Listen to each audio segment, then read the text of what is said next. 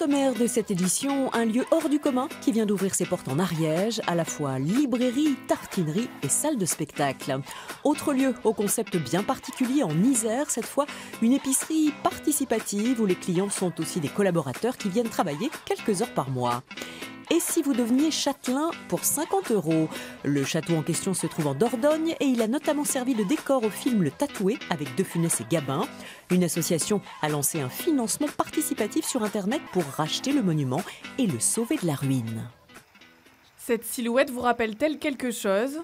Et si je vous dis que Louis de Funès et Jean Gabin ont tourné un de leurs films les plus populaires dans ce château? Oh, ça valait le détour! Oh là là! Regardez, oh là là là!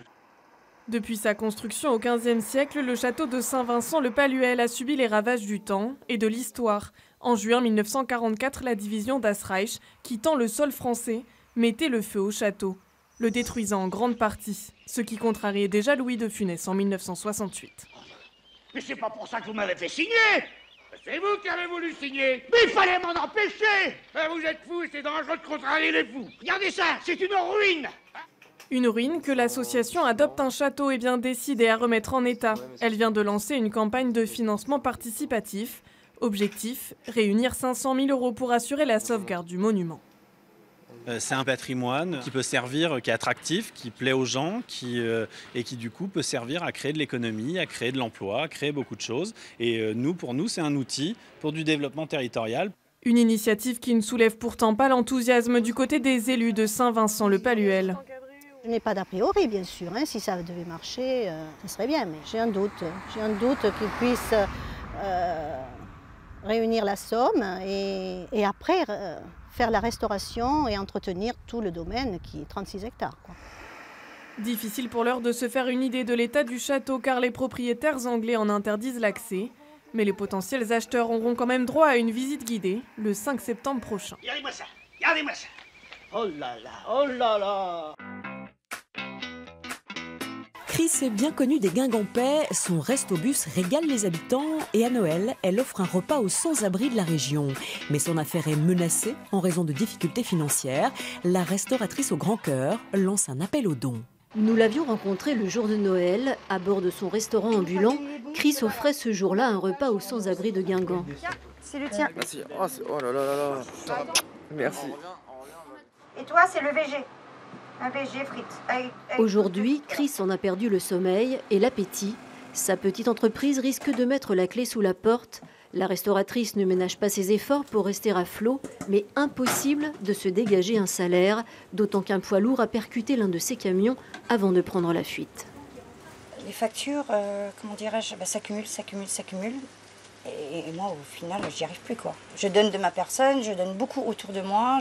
Ici, tout est fait maison, avec amour. Quand on vient déjeuner dans cet autocar, c'est autant pour la cuisine que pour la chaleur des lieux. Je suis ami avec Chris sur Facebook, on s'est connus comme ça. Et du coup, on a dit, puisqu'on a l'occasion de venir, on a décidé de venir aujourd'hui. Et on a bien fait. Comme Xavier, les fidèles du Restobus connaissent les difficultés de leur hôte. En venant goûter ses plats régulièrement, ils laissent des pourboires comme autant de petits coups de pouce et espèrent bien profiter longtemps de cette ambiance. Il y a des gens qui sont attablés, on ne les connaît pas. Et au bout de 2, 3, 5 minutes, mais tout le monde discute ensemble, tout le monde échange. Je trouve que c'est convivial, c'est convivial. Nous, on aimerait bien que Chris reste là et continue, quoi. Enfin, pour nous, ça serait très bien aussi. Chris a lancé un appel à l'aide sur la plateforme de financement solidaire GoFundMe. Elle espère de tout cœur pouvoir organiser un grand repas de Noël pour ceux qui connaissent la solitude de la rue en décembre prochain. Un commerce pas comme les autres vient d'ouvrir ses portes à Grenoble. Là-bas, les clients font aussi la caisse et la mise en rayon quelques heures par mois. Tous sont des adhérents de l'association qui gère ce supermarché participatif. À l'Éléphane, ces légumes bio ne sont pas forcément plus chers que dans le supermarché d'à côté. En plus, ici, c'est du local. N'empêche que l'Éléphane cherche à baisser encore ses prix pour être vraiment accessible à tous. À un moment, il va falloir aussi peut-être que les gens se rendent compte que va falloir quand même payer un petit peu plus pour avoir des produits de qualité. En fait, il va falloir trouver un compromis. Pauline, ostéopathe, et Vincent, documentaliste en recherche d'emploi, sont prêts à soutenir l'association, le temps qu'elle fasse suffisamment de volume pour avoir plus de marge de manœuvre. Il faut essayer de faire comprendre aux gens. Je pense que c'est une réflexion que tout le monde doit avoir et en tout cas on doit se poser la question à l'heure actuelle, je pense, dans la société d'aujourd'hui. Oui, à l'Éléphane, les clients sont des consommateurs. Ils doivent adhérer à l'association, prix libre, 15 € en moyenne par an et par foyer. Ils doivent aussi venir travailler ici 3 heures par mois.